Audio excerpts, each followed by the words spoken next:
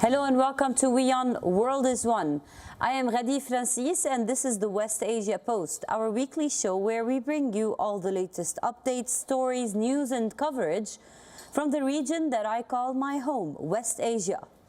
Well, this region has been shaken for the past 2 weeks by a deadly 7.8 magnitude earthquake that took tens of thousands of lives, left millions of people homeless and stranded. From Turkey to Syria, the region has really been suffering and reeling from the aftermaths of this earthquake. In this episode of the West Asia Post, we will take you through ground zero, multiple Syrian cities, showing you the reality where almost no one else can. But before we go to Syria, let's start by taking a look at the massive destruction and the ongoing recovery operation in Turkey. Let's take a look. The death toll from the earthquake that has devastated parts of Turkey and Syria has crossed the 40,000 mark. The 7.8 magnitude earthquake that hit the region on the 6th of February has now become one of the 10 deadliest disasters in the past century. As the days move on, we often hear stories of miraculous rescues from the two countries. But on the ground, the hopes of finding survivors have practically faded.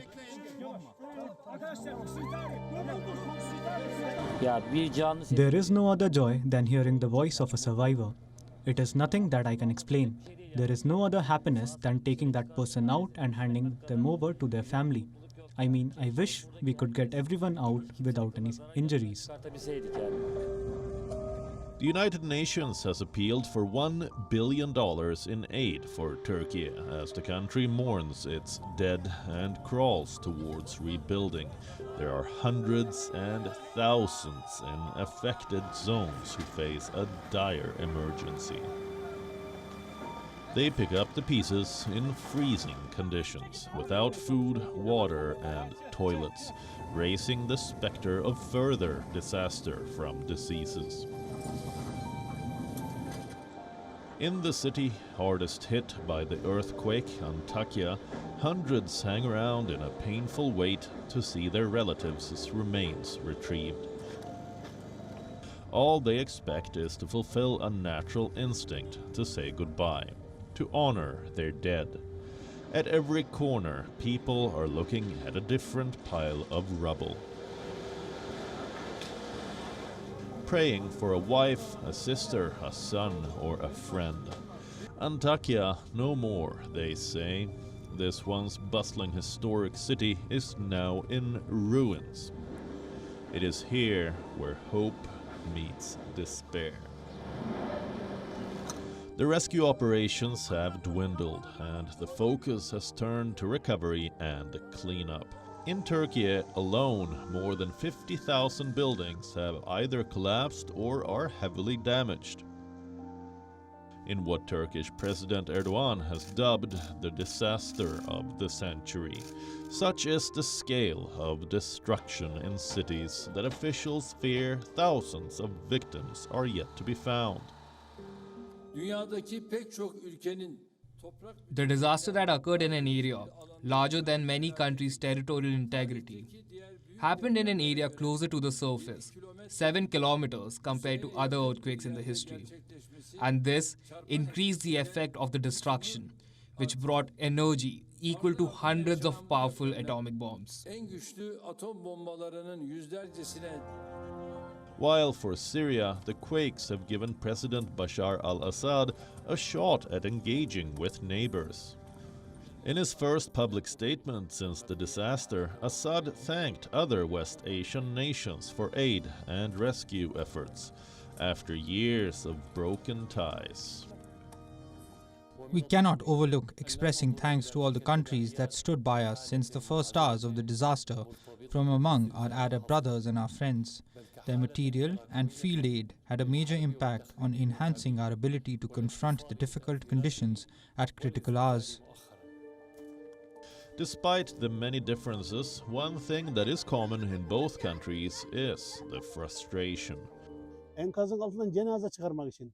We waited by the fire for 10 days to get the bodies of the deceased from under the rubble. This man here and my nephew Mustafa, who is the brother of the victim, we fought to get an excavator here to dig up the bodies. Yeğenim. People's anger at the government for not doing enough, for not stepping in sooner to save their dear ones. Bureau Report, WION World is One. Before we take you to Damascus, Hama, Latakia and Aleppo, these cities inside Syria have a totally different story to tell. But first, let's take a quick look at what's making the headlines across West Asia. China expresses support to Iran for safeguarding its legitimate rights and calls for a proper resolution to the nuclear deal. Comments after Xi Jinping met Ebrahim Raisi on the Iranian president's first state visit to China. Iran's anti-hijab protests pick up again after a slowdown in recent weeks. Videos go viral of people calling for the overthrow of Islamic Republic. Israel passes a law allowing authorities to strip citizenship of people accused of receiving Palestinian funds for actions categorized as terrorism. The White House says it's deeply dismayed by Israel's plans of a major expansion of settlements in occupied Palestine.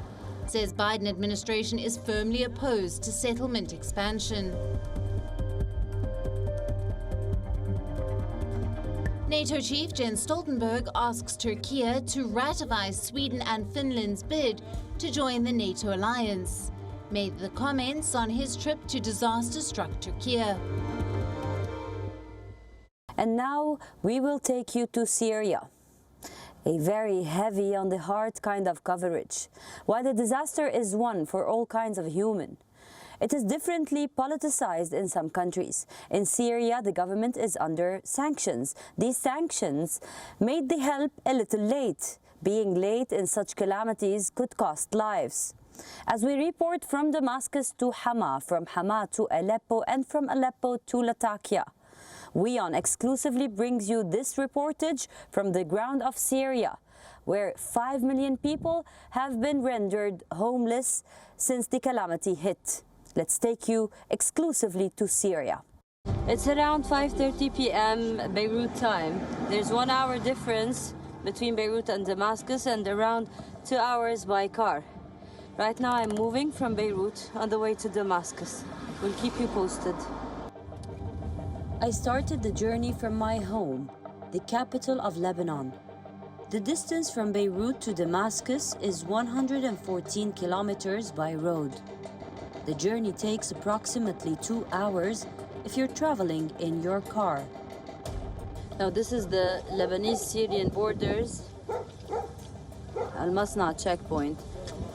It is usually not that crowded. Now as a part of the relief and people trying to get through Lebanon to Syria and get some aid and help, it is more crowded than usual. It is around 2 hours away from Beirut, the capital of Lebanon.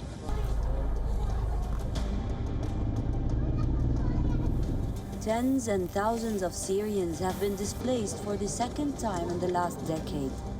First, it was a war, tethers of a proxy conflict at play. This time, it is the nature's fury forcing Syrians to accept their new, worsening reality.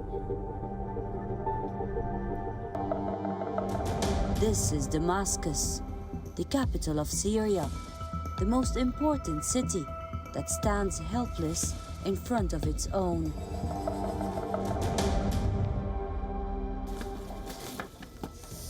In Damascus, WION spoke to Syria's Minister of Interior Trade. While rescue and aid to those affected dominated the talks, we spoke about Western sanctions and how they have impacted disaster-struck Syria, and whether US easing sanctions for just 180 days is enough for a country that has a whole lot to rebuild and a lot to heal from.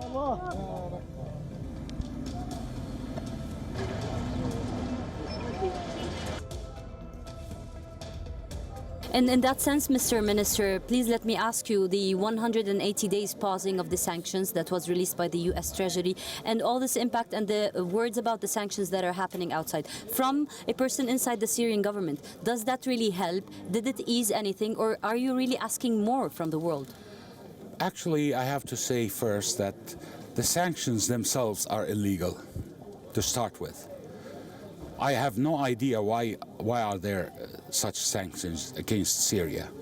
Syria is being subjected to terrorism by terrorist groups that everybody in the world is fighting.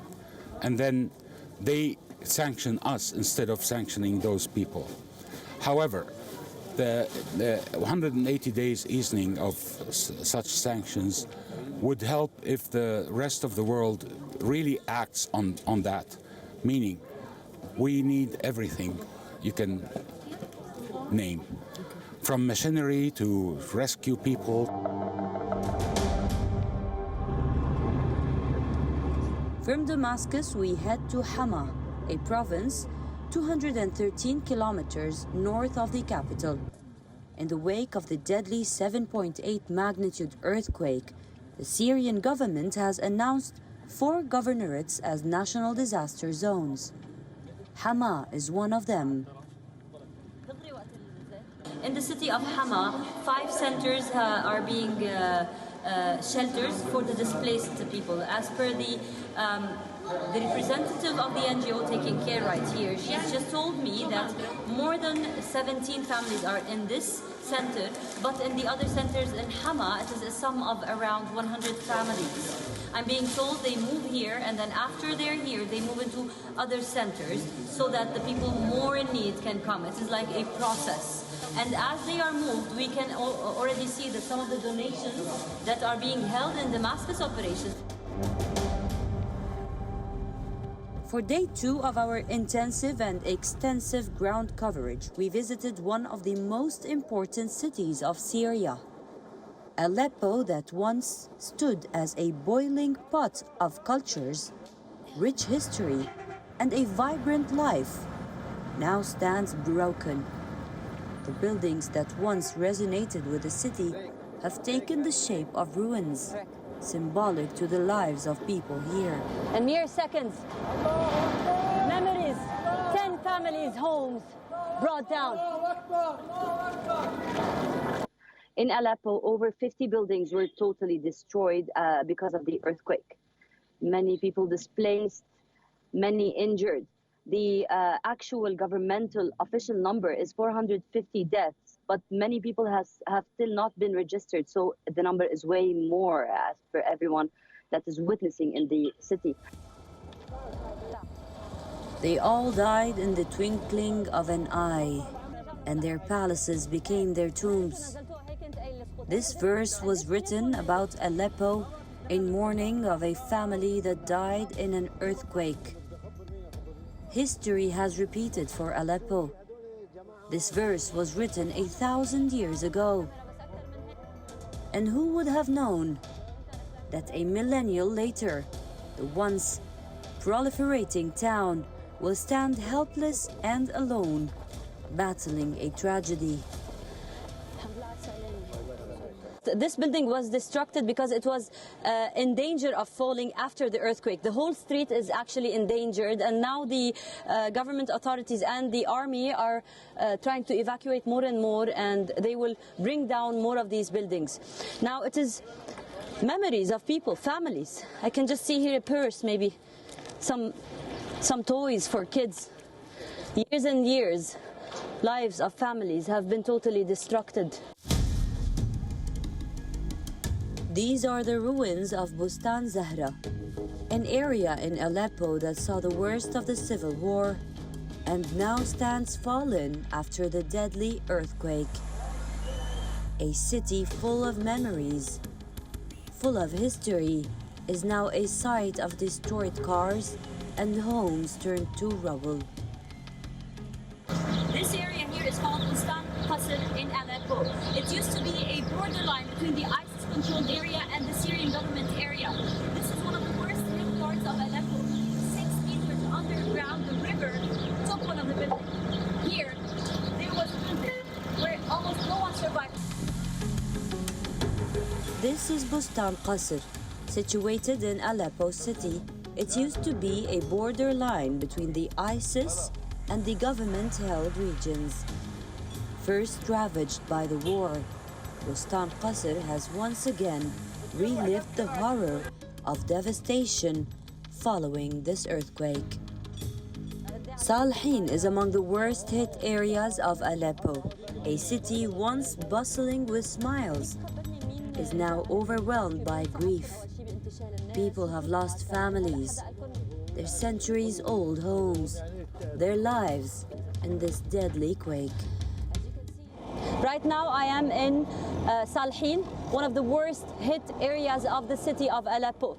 They're telling me they were able to survive because as the buildings were shaking, they evacuated very quickly. But unfortunately in this area, people did not make it and did not survive. 4 people from this building were able to be rescued, but 8 other people died here. I'm being told by all the survivors from this area. Located right at the heart of Aleppo is the Old Town Market, once famous for its hustle and bustle, its colors and its cheer. It is said that even a decade of war could not bring down this market, which now stands beige and damaged after the deadly quake. This is not by the war, although a lot of Aleppo has been really ravaged by the war. This is because of the recent earthquake. So what really resisted the war did not resist the earthquake. So this good lady here is telling us nobody has checked her house yet. It is already in danger inside her home. So she invited us to see for ourselves. Now this is the traditional Aleppo homes. Probably this home is more than 1,000 years old. This is the crack she's showing us. This is one of the quake's aftermaths. She said they were in the basement when the quake hit. This is why they survived, while their neighbors and their friends in the same neighborhood did not. I'm being told by this man, he has a store inside, fabric store. You know, Aleppo is very prominent for fabric and for, it used to be the place where all clothes are made inside Syria. Anyways, this man is going to check his store for the first time after the quake. This man here is named Ayman. Standing in the middle of the ruins, this man narrates his hours-long ordeal, how he spent hours pulling his neighbors out from the debris, trapped between the collapsing walls. The stories from Syria's disaster zones are heartbreaking, to say the least. These are places where we saw humanity take a back seat. Global responsibility hold no ground. Just people, helpless people, do all in their will to save, or at least try to save, their loved ones. Mahmoud here is using his bare hands to lift some of the rubble in front of his father's store. The rescue operation here has ended. Bodies were pulled out and survivors were saved, but still the rubble needs to be removed. Now the people in this neighborhood have been promised that help will come, rubble would be removed, but it is a slow process. This has been worsened by the sanctions on Syria. Help could not come in time. This is why there's still rubble all over the place. There's no home that hasn't been touched by this disaster. Right here, this young man has lost his brother and his brother's entire family. I could easily say there is no home in Aleppo that hasn't lost a relative. Some entire families have gone. And right now, the evacuation process is still ongoing in Aleppo because many of the buildings are still in danger of collapsing over the heads of their residents. In the middle of these tragic, testing times, it is the youth who have risen to the challenge. Right now, we are with the volunteers from the Aleppo municipality. They are still trying to go to the rescue for the people they can find out. This is the machinery they're using. Their bare hands, no tools, to help rescue or to pull out the bodies of the dead. Let's check it out.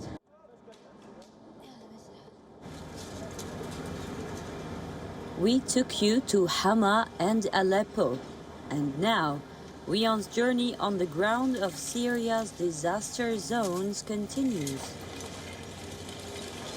While the 7 million residents, thousands-year-old Aleppo is Syria's worst-hit city,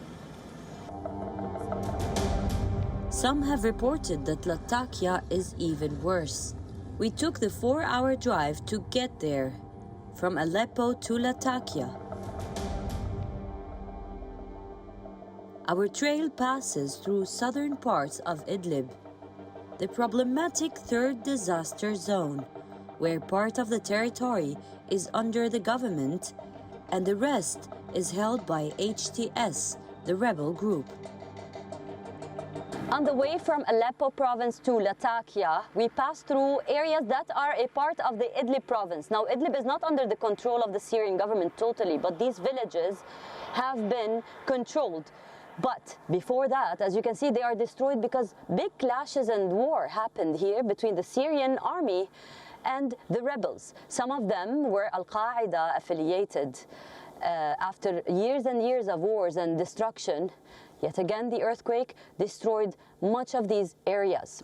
We will continue tracing the destruction and the despair of the Syrians in the middle of the aftermath of the 7.8 magnitude that struck Turkey and Syria.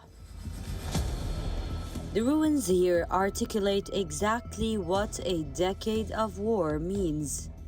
I made a stop as we passed throughout many burnt villages, reminding the camera and my team of the dire 12 years that Syria has seen.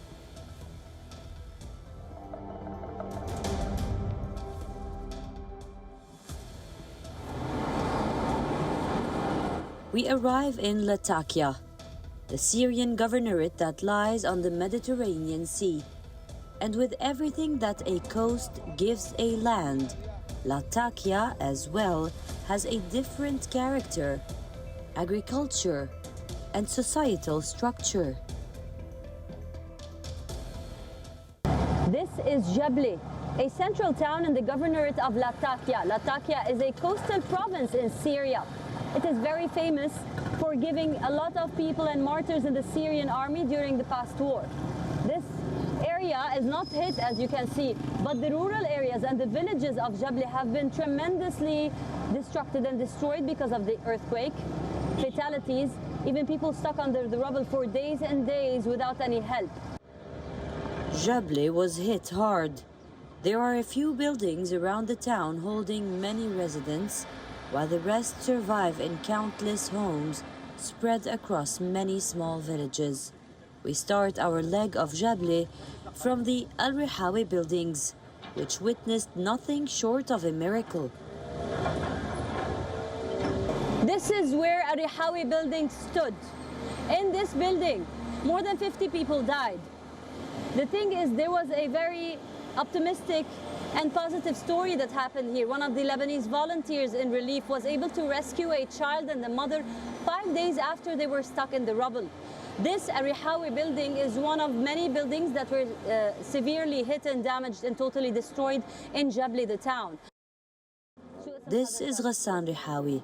Standing in a corner, he mourns the loss of his brother's family, his entire life and livelihood, as the recovery operation continues.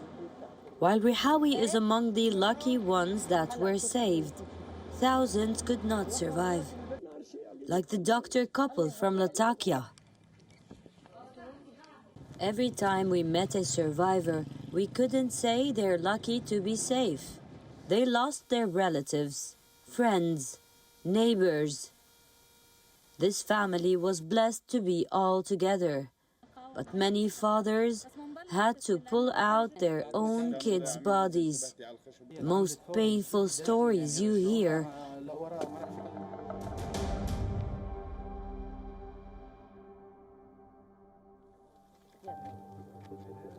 The further villages, like our next destination, is Tamo. I'm standing here with Ibrahim Uthman, who lost part of his family and was able to save other parts with his own bare hands. His story is heartbreaking and heart-wrenching. These are the toys of his gone child. He's standing here and he's saying, this was my home, this was my life. I was able to take out one of the bodies through this small dent. And right now he's going to show me where he was able to take out his wife and his living child that survived. Though they did survive, he's telling me they're severely traumatized as well as he is. This is their new home. شوفي هلا الطقس المطر والبرد اللي عم بيصير بالليل طبعا بالكارثه كان. But the coverage may have ended and the episode may have ended, but the misery of these people haven't. I can easily say in more than 13 years of coverage of war zones all across West Asia, this coverage by far has been the toughest for the human behind the journalist. WION will always keep on going to ground zero, bringing you the most exclusive and real coverage. Until next week, stay safe. I am Ghadi reporting to you from West Asia, and you're watching WION. World is One.